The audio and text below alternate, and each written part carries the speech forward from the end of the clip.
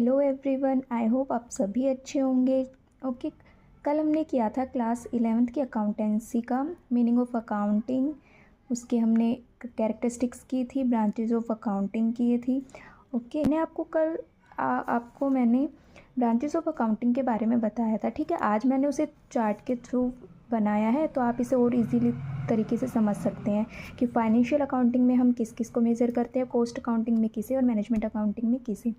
Okay, देखिए financial accounting में क्या करते हैं कि जो भी ट्रांजेक्शन्स है फाइनेंस से रिलेटेड, मनी से रिलेटेड, उन्हें हम बुक्स में रिकॉर्ड करते हैं। वो कौन कौन सी बुक्स होती है? जर्नल में, सब्सिडियरी बुक्स में, लेजर में, ट्रायल बैलेंस में हम फाइनेंशियल स्टेटमेंट को रेडी करते हैं। उसमें हम बैलेंस शीट बनाते हैं, प्रॉफिट एंड लॉस बनाते हैं, जिससे हमें अपनी बिजनेस की फाइनेंशियल पोजीशन का पता चलता है। ओके, उसके बाद आती है हमारी कॉस्ट अकाउंटिंग में हम क्या करते हैं? कॉस्ट को कंट्रोल करने के लिए करते हैं। ठीक है, जो भी प्रोडक्ट आप तैयार कर रहे हो उसमें कितनी कॉस्ट आई है उसका पता लगाते हो। ठीक है, इसमें हम cost sheet, material cost, labour cost, other expenses cost, जो भी प्रोडक्ट को, जैसे ये पेन है, इसको रेडी करने में जो भी कॉस्ट आई होगी उसे कंट्रोल करने के लिए हम कॉस्ट अकाउंटिंग प्रिपेयर करते हैं। क्यों? अगर हमारी कॉस्ट, किसी भी प्रोडक्ट की कॉस्ट अगर ज़्यादा आ रही है तो उसे मार्केट में सेल करना थोड़ा सा मुश्किल हो जाता है। ठीक है, उसके बाद हम ये रिपोर्ट्स तैयार करते हैं। ओके, उसके बाद थर्ड आता है मैनेजमेंट अकाउंटिंग बेसिकली मैनेजमेंट के लिए होती है। जो भी मैनेजमेंट करता है, जो भी बिजनेस को मैनेज कर रहा है, ठीक है, जैसे डायरेक्टर हो गए कंपनी के, और भी बहुत से लोग होते हैं। ओके, वो क्या करते हैं? ट्रेंड एनालिसिस करते हैं, रेशियो एनालिसिस करते हैं, फंड फ्लो स्टेटमेंट एनालिसिस करते हैं, कैश फ्लो स्टेटमेंट एनालिसिस करते हैं। ठीक है, उसके बेस पर वो लोग ये रिपोर्ट्स तैयार करते हैं। ओके, आई होप आपको चार्ट के थ्रू और भी अच्छे से क्लियर हो। तो आज हम आगे का पार्ट शुरू करते हैं। ओके, आपके बुक्स में कुछ टर्म्स दी हुई है, book keeping, accounting and accountancy. वो होती क्या है? देखिए, पहले इसे जानने से पहले हम एक बार इन्हें देखते हैं। देखो, आप इन्हें मीनिंग में भी पढ़ कर आए हो, कैरेक्टरिस्टिक्स में भी पढ़ के आए हो, मीन्स आपको लर्न हो भी गया होगा। ठीक है, देखिए आपने ये 8 पार्ट्स पढ़े थे: identifying, measure, recording, classify, summarise, analyse, interpreting and communicating. Okay, अब आपका, मैं ये कहती हूँ कि जो आपके जो शुरू के जो ये 4 पार्ट हैं, यही आपके बुक कीपिंग है। ठीक है, बुक कीपिंग में आप क्या करते हो? देखिए, बुक कीपिंग में करते हैं कि किसी भी फाइनेंशियल ट्रांजेक्शन्स को आइडेंटिफाई करते हैं कि वो मॉनेटरी टर्म में है या नहीं है, फिर उसे मेज़र करते हैं, फिर उन्हें हम बुक्स के अंदर रिकॉर्ड करते हैं, फिर उन्हें क्लासीफाई करते हैं। मीन्स ये एक नॉर्मल वर्क है। ठीक है, ये कोई एक नॉर्मल पर्सन, ग्रेजुएट या फिर कोई भी जैसे थोड़ी बहुत अकाउंटिंग की समझ है वो कर सकता है। ठीक है, लेकिन उसके बाद जो स्टार्ट होता है वो होता है एक वाइडर कॉन्सेप्ट है। ठीक है, इसे कोई मतलब जिसे इसके बारे में पूरी नॉलेज होगी वही करेगा, just like CA, right? CA इसे कोई नॉर्मल पर्सन भी कर सकता है, थोड़ी बहुत नॉलेज है अकाउंटिंग की वो, लेकिन इसे एक प्रोफेशनल ही पर्सन करेगा। क्या? समराइज़ करना पड़ता है, एनालाइज करना पड़ता है, इंटरप्रेटिंग और कम्युनिकेट।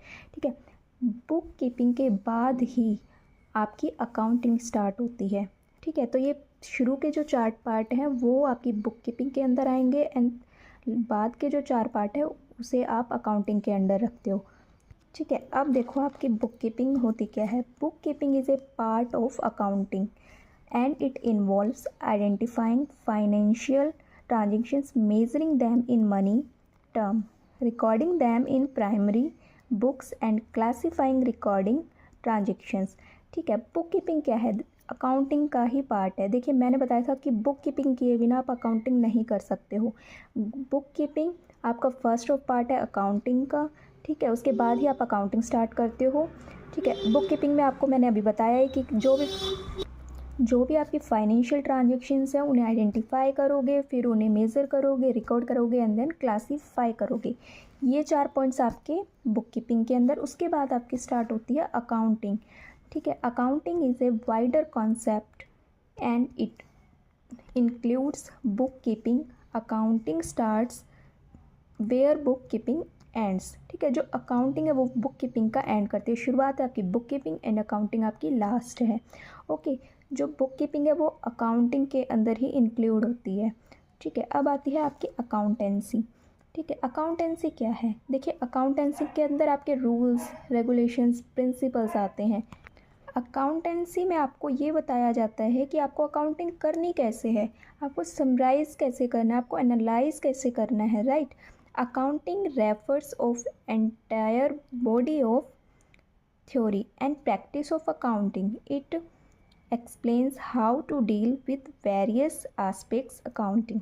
ठीक है, कहने का मतलब है कि अकाउंटिंग के अंदर क्या आ जाते हैं, आपके रूल्स प्रिंसिपल्स आ जाते हैं कि जिनके थ्रू आप अकाउंटिंग करते हो. मतलब अकाउंटेंसी हमें बताती है कि जो भी ट्रांजेक्शन्स हैं उन्हें कैसे रिकॉर्ड करना है, कैसे उन्हें मेज़र करना है, कैसे उन्हें आइडेंटिफाई करना है. ठीक है, ये सब कुछ. आई होप आपको इतना समझ आया होगा. अब करते हैं हम book keeping versus accounting. Means difference क्या है इसके अंदर. देखो, अब तो ये डिफरेंस आप खुद भी निकाल सकते हो क्योंकि आपको मीनिंग का पता चल गया है. बुक कीपिंग क्या है, फर्स्ट पार्ट है, क्या आएगा इसमें, IMRC. शुरू के 4 पार्ट आएंगे. आई मीन्स आइडेंटिफाई करोगे, फाइनेंशियल ट्रांजेक्शन्स को मेज़र करोगे, रिकॉर्ड करोगे और क्या करोगे, क्लासीफाई करोगे. ठीक है, उसके बाद आपकी अकाउंटिंग आएगी. ठीक है, ऐसा समझो कि जो बुक कीपिंग है ना वो कोई भी नॉर्मल इंसान कर सकता है. ठीक है, जो मीन्स जिसे थोड़ी बहुत अकाउंटिंग की समझ है वो भी कर लेगा. जस्ट लाइक ऐसे लिख लो यहाँ पे कि अकाउंटेंट या फिर क्लर्क कर सकता है. ठीक है, लेकिन अकाउंटिंग कौन करेगा, जिसने एक पर्टिकुलर कोर्स किया हुआ है, जैसे CA. ठीक है, क्यों, क्योंकि जो बड़े बड़े डिसीजंस होते हैं, जो बड़े बड़े काम होते हैं, उसके लिए क्या होना चाहिए, एक मतलब एक प्रॉपर नॉलेज होनी चाहिए. ठीक है, तो अकाउंटिंग, बुक कीपिंग क्या है, अकाउंटिंग का एक पार्ट है. इसके अंदर ये 8 पॉइंट्स आ जाएंगे. ठीक है, क्योंकि फर्स्ट पार्ट के बाद ही आपकी अकाउंटिंग स्टार्ट होती है. ठीक है, उसके बाद आती है जूनियर स्टाफ. अभी मैंने बताया कि कोई भी मतलब जिसे अकाउंटिंग की नॉर्मल नॉलेज है वो कर सकता है. ठीक है, जूनियर स्टाफ बुक कीपिंग करता है. उसके बाद जो सीनियर स्टाफ होता है वो करता है, just like as a CA. ठीक है, उसके बाद ये फर्स्ट प्राइमरी स्टेज है. ये सब कुछ मैंने आपको बता दिया है मीनिंग में ही. ठीक है, ये प्राइमरी स्टेज है. उसके बाद जो अकाउंटिंग है वो आपकी सेकेंडरी स्टेज है. ठीक है, बुक कीपिंग है वो रूटीन जॉब है. देखिए, जो बिज़नेस के अंदर जो भी ट्रांजेक्शन्स हो रही है वो डेली बेसिस पे भी होती हैं, राइट. तो ये मतलब डेली का काम है कि ट्रांजेक्शन्स हो रही है, हम रिकॉर्ड कर रहे हैं, क्लासीफाई कर रहे हैं. ठीक है, लेकिन जो अकाउंटिंग होती है वो एनालिटिकल एंड सिस्टमेटिकल होती है, सिमेट्रिकल होती है. ठीक है, उसके बाद आती है आपकी does not require special skills. ठीक है, बुक कीपिंग के अंदर कोई स्पेशल स्किल्स की नीड नहीं है. जिसे थोड़ी बहुत समझ है अकाउंटिंग की वो भी कर लेगा, लेकिन अकाउंटिंग के लिए हमें स्पेशल स्किल्स की रिक्वायरमेंट होती है. ठीक है, स्पेशल स्किल्स के बिना आप अकाउंटिंग नहीं कर सकते हो. उसके बाद आते हैं इसके ऑब्जेक्टिव्स.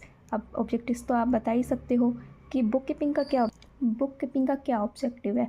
ऑफिशियली क्या करना होता है, जो भी हमारी फाइनेंशियल ट्रांजेक्शन्स उन्हें रिकॉर्ड करना होता है सिस्टमेटिकली. ठीक है, और अकाउंटिंग का क्या है कि जो भी ट्रांजेक्शन्स रिकॉर्ड की गई है, ठीक है, उनसे हमें रिज़ल्ट निकालना होता है ताकि हम अपनी जो भी हमारे यूजर्स हैं उन्हें प्रोवाइड कर सकें और वो हमारी कंपनी के लिए एक बेटर डिसीजन ले सकें. ठीक है, मेन है कि मतलब फाइनेंशियल पोजीशन का पता लगाने के लिए हम लोगों को रिज़ल्ट निकालना होता है. ठीक है, अब हम करते हैं अकाउंटिंग एंड अकाउंटेंसी के अंदर क्या डिफरेंस है. ठीक है, अकाउंटिंग आपको पता है बुक कीपिंग के बाद स्टार्ट होती है. ठीक है, ये इसके लिए स्पेशल स्किल्स की नीड होती है, राइट. इसे CA लोग ही करते हैं. ठीक है, it is concern with recording, classifying and summarising of transactions. ठीक है, ये मैंने आपको बता दिया. It is a body of knowledge prescribes certain rules of principle. Accountancy क्या है, अकाउंटेंसी के अंदर हमें हमारे रूल्स आ जाते हैं, प्रिंसिपल्स आ जाती हैं. मीन्स हमें अकाउंटेंसी बताती है कि हमें अकाउंटिंग को करना कैसे है. मतलब ये लगा लो कि एक बुक है जिसके अंदर हमारे प्रिंसिपल्स रूल्स लिखे हुए हैं, उसके बेस पर हमें चल कर अपनी अकाउंटिंग को करना होता है. ठीक है, उसके बाद इसका scope. It is a narrow in scope. Accounting starts where book keeping ends. ठीक है, ये नैरो कंसेप्ट है. वहाँ हमने पढ़ा था कि वाइडर कंसेप्ट है, बिकॉज जो बुक कीपिंग के बाद स्टार्ट होता है. ठीक है, इसमें बड़े बड़े मतलब काम करने होते हैं अकाउंटिंग कर, लेकिन यहाँ ये अकाउंटेंसी का पार्ट है. ठीक है, तो नैरो इसलिए यहाँ पे नैरो लिखा हुआ है. It is much wider in scope and includes book keeping as well as accounting. ठीक है, अकाउंटेंसी के अंदर हमारी बुक कीपिंग भी इंक्लूड है और हमारी अकाउंटिंग भी इंक्लूड है. ठीक है, इसके बाद थर्ड है it depends on big book keeping. जो अकाउंटिंग है वो किस पर डिपेंड होती है, बुक कीपिंग पर. जानते ही हो आपकी बुक कीपिंग किए बिना आप अकाउंटिंग नहीं कर सकते हो. ठीक है, उसके बाद accountancy. It depends both on book keeping and accounting. ये दोनों पर डिपेंड होती है. क्योंकि इसके अंदर सिर्फ रूल्स ही तो लिखे हुए हैं, काम तो अकाउंटिंग और बुक कीपिंग को करना है. ठीक है, तो इसके अंदर दोनों इंक्लूड्स हैं. आई थिंक आपको इतना क्लियर हुआ होगा. अब हम करते हैं यूज़र्स ऑफ अकाउंटिंग इन्फॉर्मेशन। देखिए, हम बिज़नेस में जो भी काम कर रहे हैं, जो भी हमारी हो रही वो कर क्यों रहे हैं। देखिए, अब जो भी बिज़नेस के अंदर कैपिटल लगा रहा है, पैसा लगा रहा है, वो क्या हो गए, यूज़र्स हो गए, ओनर्स हो गए, ठीक है, आउटसाइडर्स हो गए। तो अब वो पैसा क्यों लगाएंगे, वो ये देखेंगे ना कि भाई कंपनी में प्रॉफिट हो रहा है, लॉस हो रहा है, राइट। तो उन्हें अपनी जिस कंपनी में वो पैसा लगा रहे हैं उसकी फाइनेंशियल पोजीशन देखने का उन्हें पूरा राइट है, राइट। तो जो भी हमारी फाइनेंशियल मतलब जो भी इंफॉर्मेशन है वो हम यूजर्स को प्रोवाइड करवाते हैं। वो यूज़र्स कौन कौन से होते हैं।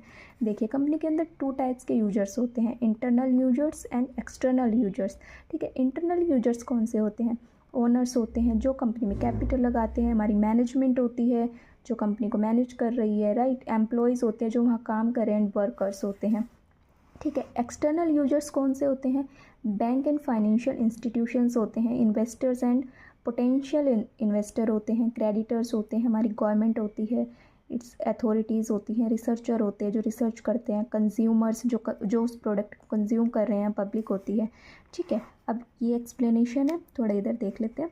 इंटरनल यूजर्स, देखिए इंटरनल यूजर्स होते हैं हमारे ओनर्स। फर्स्ट इज़ ओनर्स, ठीक है। ओनर्स में कौन कौन होता है, कंट्रीब्यूट कैपिटल, जो कंपनी में कंट्रीब्यूट कर रहे हैं अपनी कैपिटल को, ठीक है। एक्सपोज्ड टू मैक्सिमम रिस्क, जो रिस्क बियर करते हैं, ठीक है। Interest in knowing profit and loss, ठीक है। जो कैपिटल लगा रहा है उसे अपनी कंपनी के फाइनेंशियल पोजीशन का पता लगाने का पूरा राइट है कि प्रॉफिट हो रहा है या लॉस हो रहा है। Second is management. मैनेजमेंट क्या करती है, डिसीजन लेती है कंपनी के लिए, ठीक है। डिटरमाइनिंग सेलिंग कॉस्ट इन्वेस्टमेंट, ठीक है। मैनेजमेंट में डायरेक्टर वगैरह ये सब आ जाते हैं जो कंपनी के लिए डिसीजन लेते हैं, ठीक है। एम्प्लॉयज़ एंड वर्कर्स होते हैं।